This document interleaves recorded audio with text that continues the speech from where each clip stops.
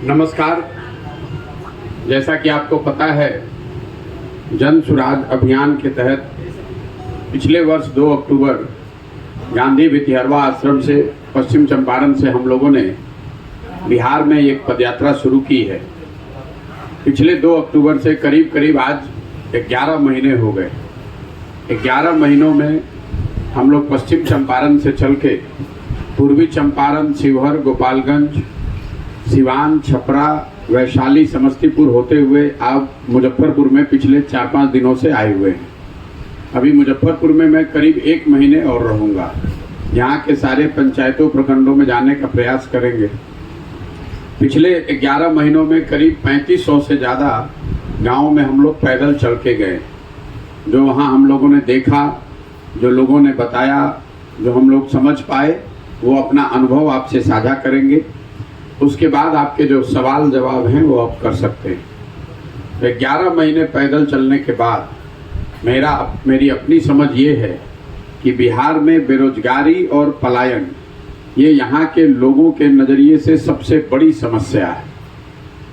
कई बार ऐसा लगता है कि बेरोजगारी और पलायन के बारे में तो हम लोगों को सब पता ही है, इसके लिए पदयात्रा करने की क्या ज़रूरत है। लेकिन गांव में इतने समय तक चलने, घूमने, लोगों से बात करने के बाद जो समझ बनी है, उससे इस समस्या के विकरालता का, इसके सामाजिक आर्थिक पहलुओं के बारे में जानकारी मिलती है। बिहार में गांव के गांव, ज़्यादातर गांव पंचायत में 50 से 60% तक जो युवा है वो गांव में रह ही नहीं रहा है। वो चाहे पढ़ाई के लिए या रोजी रोजगार, मजदूरी के लिए गांव छोड़कर चला गया है। गांव में जब हम लोग जाते हैं तो या तो वहाँ पर बुजुर्ग लोग मिल रहे हैं, महिलाएं और बच्चे मिलते हैं। युवाओं की संख्या कम है, बहुत कम है।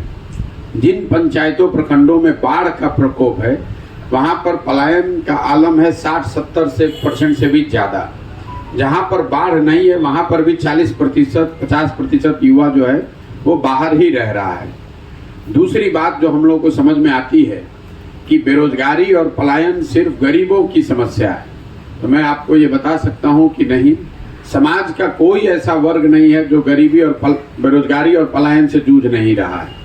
जो समाज में मध्यम वर्गीय या आर्थिक तौर पे सुदृढ़ लोग हैं, उनको भी पलायन का दंश उतना ही है जितना गरीब लोगों को है। जो समाज में मध्यम वर्गीय परिवार है या अच्छे आर्थिक रूप से सुदृढ़ लोग हैं, उनको भी अपने बच्चों को पढ़ाने के लिए और नौकरी के लिए बाहर ही भेजना है। गरीब आदमी मजबूरी में मजदूरी करने जा रहा है, लेकिन जो अच्छे आर्थिक तौर पे सुदृढ़ लोग हैं, उनको भी अपने बच्चों के साथ, परिवार के साथ रहने का सुख नहीं है। तो पलायन की जो समस्या है, इसने बिहार में परिवार की परिकल्पना को ही करीब करीब खत्म कर दिया है। किसी भी गाँव में आप जाइएगा तो शायद ही कोई ऐसा घर मिलता है जहां माँ बाप, पति पत्नी, बाल बच्चे साथ में रह रहे हैं। किसी न किसी जरूरत से आपको अपना घर परिवार छोड़कर बाहर ही रहना है। मान लीजिए कि हम 11 महीना से पैदल चल रहे हैं, तो बहुत सारे लोग ये बताते हैं कि भाई 11 महीना से ये घर परिवार छोड़कर बिहार के लिए चल रहे हैं। लेकिन अगर बिहार की आप सच्चाई देखिएगा तो यहाँ ज़्यादातर परिवार ऐसे ही हैं जिनके पुरुष परिवार के साथ घर में रहते ही नहीं हैं। वो होली, दशहरा परिवार के साथ नहीं मना सकते हैं। कोई छठ में, दिवाली में, परिवार में शादी पड़ने पर कोई आया तो आया। साल में 10 दिन, 15 दिन ही लोग परिवार की तरह रहते हैं। बाकी समय परिवार का जो पुरुष है वो रोजी रोजगार के लिए बाहर ही रह रहा है। यही हाल करीब करीब बेरोजगारी का है। बेरोजगारी सिर्फ गरीब लोगों के लिए समस्या नहीं है। जो यहाँ किसान है, जो व्यापारी है, जो कुछ धंधा पानी भी कर रहा है, वो सब की चिंता अपने बच्चों के रोजगार के लिए है। बहुत अच्छे परिवारों के लोग भी 2000-4000 रुपया के नौकरी के लिए भी मारे मारे फिर रहे हैं कि भाई कोई नौकरी मिल जाए, 2000 रुपया ही मिल जाए। उसके लिए भी बहुत अच्छे, जिसको 5 बीघा जमीन है वो भी 2000 रुपये की नौकरी खोज रहा है। तो ये बताता है कि पलायन और बेरोजगारी ये वर्ग विशेष या जाति विशेष की समस्या नहीं है। ये पूरे बिहार में शायद ही कोई ऐसा परिवार है जो इससे अछूता है। दूसरी बात, गांव देहात में हम लोग कहते हैं कि लोग यहाँ काम नहीं करता है, बाहर जाके काम करता है। उसका अगर आप आर्थिक पहलू देखिएगा तो जितने लोग अभी तक हम लोग से मिले हैं, 80% से ज़्यादा लोग ये बताते हैं कि बाहर जाकर वो 12,000 से 15,000 रुपया औसतन कमा रहे हैं। ऐसा नहीं है कि बाहर जाके वो कोई 40-50 हजार रुपया कमा रहे हैं, और घर पर लोग 6 से 8 हजार रुपया प्रति माह ही भेज पाते हैं। तो कुल मिला जुलाकर बेरोजगारी और पलायन ऐसी समस्या है, आप किसी से बात कीजिए तो इससे त्रस्त है। दूसरी जो सबसे बड़ी समस्या लोग बिहार में बता रहे हैं वो है शिक्षा व्यवस्था का पूरी तरीके से ध्वस्त हो जाना। मेरा अपना मानना यह है कि नीतीश कुमार जी जो 17-18 साल से मुख्यमंत्री हैं, इनके शासनकाल का जब इतिहास लिखा जाएगा तो एक पढ़े लिखे व्यक्ति के मुख्यमंत्री रहते हुए बिहार में शिक्षा व्यवस्था का ध्वस्त हो जाना, इसको सबसे बड़ा काला अध्याय माना जाएगा। ऐसा इसलिए कि मान लीजिए कि सड़क यहाँ ठीक नहीं है, या नहर में पानी नहीं है, खेत में पानी नहीं है, कल एक अच्छी सरकार आ जाए तो शायद ये काम हो सकता है। लेकिन जो 2 पीढ़ियां यहाँ पढ़कर निकल गईं, अब अगर एक अच्छी सरकार आ भी जाए तो भी उन लोगों को शिक्षित समाज के पीछे ही चलना है। अब शिक्षा व्यवस्था की जो हालत खराब है, कई लोगों को लगता है कि ये शिक्षकों की गुणवत्ता का मामला है। अभी आप देख रहे हैं सरकार की ओर से एक नए पदाधिकारी आए हैं जिन्होंने शिक्षकों की उपस्थिति पर बड़ा जोर लगाया है, कुछ काम भी कर रहे हैं। लेकिन आप इसके मूल में जाइएगा तो शिक्षकों की गुणवत्ता एक छोटा पहलू है। इसका मैं आपको उदाहरण बता रहा हूँ। मान लीजिए कि स्कूल में नियोजित शिक्षक हैं, वो ईमानदारी से नहीं पढ़ा रहे या उनकी क्षमता नहीं है, इसलिए शिक्षा व्यवस्था खराब हो गई आपकी नज़र से। तो आप हमें कोई ये बताए कि जो कॉलेज है, कॉलेज में तो नियोजित शिक्षक नहीं है, वहाँ पर तो बड़े बड़े बिल्डिंग बने हुए हैं, वहाँ 10-20 हजार बच्चों ने नामांकन कराया हुआ है, वहाँ पर पढ़ाई क्यों नहीं हो रही है? तो अगर इसको आप गहराई से समझेंगे तो कहीं ना कहीं ये शिक्षा को लेकर जो सरकार और समाज में उदासीनता आ गई है। समाज भी स्कूलों को सिर्फ और सिर्फ खिचड़ी और कुछ साइकिल, पोशाक, किताब के लिए पैसा लेने का सेंटर के तौर पर ही देखता है।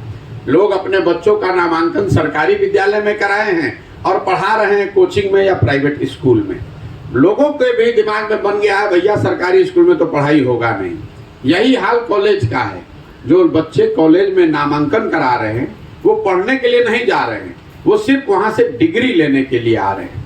हुआ ये है कि पिछले 10-15 साल में समता मूलक शिक्षा नीति बनाने के नाम पर हर गांव, हर पंचायत में विद्यालय खोल दिए गए। किसी ने इसकी चिंता नहीं की कि भाई वहां बिल्डिंग बनाने से तो पढ़ाई होगी नहीं। हुआ ये कि जहां बिल्डिंग बना, लाखों करोड़ों रुपया लगाकर, वहां शिक्षक ही नहीं है। जहां शिक्षक है वहां बिल्डिंग नहीं है, जहां दोनों है वहां बच्चे नहीं हैं, और जहां तीनों है, बिल्डिंग भी है, बच्चे भी हैं, शिक्षक भी है, वहां पढ़ाई ही नहीं है। तो कुल मिला जुलाकर बिहार में पढ़ाई की जो स्थिति है वो इतनी भयावह। हम खुद सरकारी स्कूल से पढ़े हैं बिहार में। यहाँ शिक्षा व्यवस्था बहुत अच्छी कभी नहीं थी, लेकिन प्रखंड में, जिला में 1-2 ऐसे विद्यालय जरूर थे जहाँ पढ़ाई करके लोग अपना जीवन सुधारने की सोच सकते थे। जो कम से कम कमिश्नरी में, डिवीजन में 1-2 कॉलेज होता था। राज्य में 2-4 ऐसे कॉलेज थे जहाँ आप नाम आपका लिखा जाए, आप पढ़ लीजिए तो आगे बढ़ जाइएगा। कहीं ना कहीं वो व्यवस्था ही पूरी तरह के तरीके से ध्वस्त हो गई है। तीसरी जो सबसे बड़ी समस्या लोग बता रहे हैं वो स्वाभाविक तौर पर किसानों की है, क्योंकि यहाँ इतनी बड़ी संख्या में लोग खेती करते हैं। किसानों की जो यहाँ मूलभूत समस्या है, जो बोलचाल की भाषा में लोग बताते हैं कि पहले, आज से 10 बरस 15 बरस पहले जो खेती किसानी करने वाले परिवार थे वो अपना मेहनत मजदूरी करके, पेट काट के, सतुआ खाकर 5 बरस अगर खेती कर लें तो 1-2 कट्ठा, 2 कट्ठा, 10 कट्ठा जमीन खरीद पाते थे। आज स्थिति ये है किसानों की कि अगर आपके घर में कोई नौकरी करने वाला नहीं है, कोई बिजनेस व्यापार नहीं है, सिर्फ आप कृषि पर आधारित हैं और 5 साल में कोई बेटी की शादी लग जाए, कोई घर में बीमार पड़ जाए तो आपको 1-2 कट्ठा जमीन बेचना पड़ेगा। ये हालात क्यों हैं? इसके 3 मूलभूत कारण हमें समझ में आ रहे हैं। पहली समस्या यहाँ ये है कि भूमि सुधार को लेकर, भूमि का जो मालकियत है उसके दिशा में कोई 75 साल में प्रयास ही नहीं किया गया है। करीब 20% से ज्यादा जमीन ऐसी है जिसको मालूम ही नहीं है कि इसका मालिक कौन है। वो झगड़े में पड़ा हुआ है, या सरकार ने उसको सीलिंग में कब्जा किया, एक्वायर किया, जिसको देना था उसको दे नहीं पाए। तो तो जो भूमि की मालकियत है वो भूमि सुधार लागू नहीं होने की वजह से वो शायद देश में सबसे खराब स्थिति में है। और इसका प्रमाण ये है कि बिहार में जो 100 लोग रहते हैं, 100 में 60 लोग, मतलब 60% लोगों के पास जमीन है ही नहीं। आपके रेफरेंस के लिए बता दूं कि देश के स्तर पर 100 में 38 आदमी के पास जमीन नहीं है, लेकिन बिहार में 100 में 60 लोगों के पास जमीन है ही नहीं। तो गांव देहात में आपको बहुत बड़ी संख्या में भूमिहीन मजदूर देखने को मिलते हैं। दूसरी जो इससे जुड़ी हुई समस्या है, जो 40 लोग खेती कर रहे हैं जिनके पास जमीन है, उसमें 35 लोग ऐसे हैं जिनके पास 2 बीघे से कम जमीन है। तो जो बिहार में खेती लोग कर रहे हैं, ये कमाने के लिए खेती नहीं है, ये खाने वाली खेती है, जिसको अंग्रेजी में हम लोग कहते हैं सबसिस्टेंस फार्मिंग। यहाँ खेती करने वाला जो किसान है वो खेती ज्यादातर इसलिए कर रहा है कि उसका और उसके बाल बच्चे का पेट भर जाए, खाना मिल जाए। वो खेती से कमा नहीं रहा है। एक आर्थिक सर्वेक्षण बिहार के किसानों के बारे में जो आया है बता रहा है कि बिहार में खेती करने वाले लोगों में सिर्फ 4 से 5% लोग ही खेती से आमदनी कर पा रहे हैं। बाकी लोग खेती करके या अपना पेट भरते हैं या खेत में मजदूरी करते हैं। दूसरी जो किसानों की समस्या है वो है जल प्रबंधन की। यहाँ पर बाढ़ की बड़ी समस्या है। बिहार में आधे से ज्यादा कृषि योग्य जमीन में बाढ़ आता है, ये सबको मालूम है। बाढ़ की तो समस्या है ही, लेकिन उसके साथ एक और बड़ी जो समस्या हम लोग देख रहे हैं कि आधे से ज्यादा जमीन जहां बाढ़ नहीं आता है वहां पर सूखा या जल जमाव की समस्या है। अभी हम कल आपके जिले में भी जब चल रहे हैं, कल 5-6 दिन से कोई ऐसा प्रखंड पंचायत नहीं है जहां 2-4-5 हजार बीघा जमीन जल जमाव की वजह से बर्बाद नहीं पड़ा। ये जो चवर की समस्या है, और आप जब सिवान से चलिएगा, मैं चंपारण से आ रहा हूं, तो सिवान, छपरा, गोपालगंज, वैशाली, समस्तीपुर और मुजफ्फरपुर में भी देख रहा हूं, हर पंचायत में जल जमाव की वजह से 2000, 4000, 5000 बीघा जमीन जो है वो या तो एक फसल वहां हो रहा है, वो जमीन बर्बाद है। और इसी के वजह से आधी जमीन बाढ़ से परेशान है और आधा जमीन जो है वो जल जमाव या सूखे से लोग परेशान है। एक और आंकड़ा आपको दे देता हूं, बिहार देश में एकमात्र ऐसा राज्य है जहां सिंचाई की सुविधा पिछले 10 साल में 11% से कम हो गई है। जो पहले नहर में पानी था, नलकूप था, बोरिंग था, वो भी नल रख रखाव के अभाव में धीरे धीरे बंद हो गया है। तो कई जगहों पर आप देखेंगे कि नहर है लेकिन नहर में अब पानी नहीं आ रहा है। नलकूप पहले था लेकिन अब बंद हो गया है। आंकड़े ये बताते हैं कि पिछले 10 साल में 11% सिंचित जमीन कम हो गई है बिहार में, मतलब वहां सिंचाई की सुविधा कम हो गई। इन दोनों के बाद किसानों की जो सबसे बड़ी समस्या है वो है उनके फसल का दाम का न मिल पाना।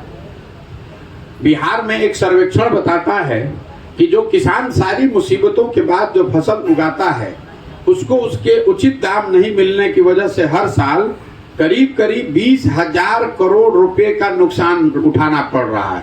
इसका प्रमाण आप देखिए, धान की जो खेती है बिहार में, धान पिछले साल जो लोगों ने बेचा है अभी इस साल, वो 1300 से 1500 रुपए प्रति क्विंटल के दर से बेचा है।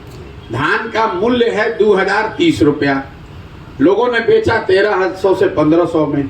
तो ये जो नुकसान है किसानों का वो इतना बड़ा है जिसको अगर सब समायोजित कीजिएगा तो साल में करीब 20 से 25,000 करोड़ होता है। इसका आंकड़ा अगर आप देखिएगा, हम लोग कहते हैं पंजाब में किसान बड़ा पैसा कमा रहा है।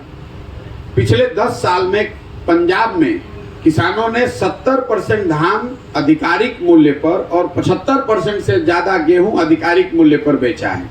बिहार में पिछले 10 वर्ष में सिर्फ 13% धान ही सरकारी मूल्य पर बेचा खरीदा गया है और गेहूं के लिए सिर्फ ये प्रतिशत है 1%। 99% गेहूं बाजार भाव से कम पर बेचा गया, 87% धान बाजार भाव से कम पर बेचा गया। ये सिर्फ एक साल की बात नहीं, पिछले 10 साल में। और अभी जैसे आप बगल में देखिए, इसका एग्जाम्पल आपका सरफुद्दीन है, वहां सब्जी की बड़ी मंडी है, लेकिन जिससे भी बात कीजिए वो कह रहा है भैया जब सब्जी पैदा होता है तो उसका भाव ही नहीं मिलता है। तो सारी मुसीबतों के बाद जो किसान यहाँ पैदा कर रहा है, उसको अपने फसल की दाम नहीं मिलने की वजह से उसको भारी नुकसान उठाना पड़ता है। तो ये जो 3 समस्या है, जमीन की मालकियत, जल प्रबंधन की व्यवस्था और फसलों के उचित दाम न मिलना, ये किसानों की सबसे बड़ी मूलभूत समस्या है।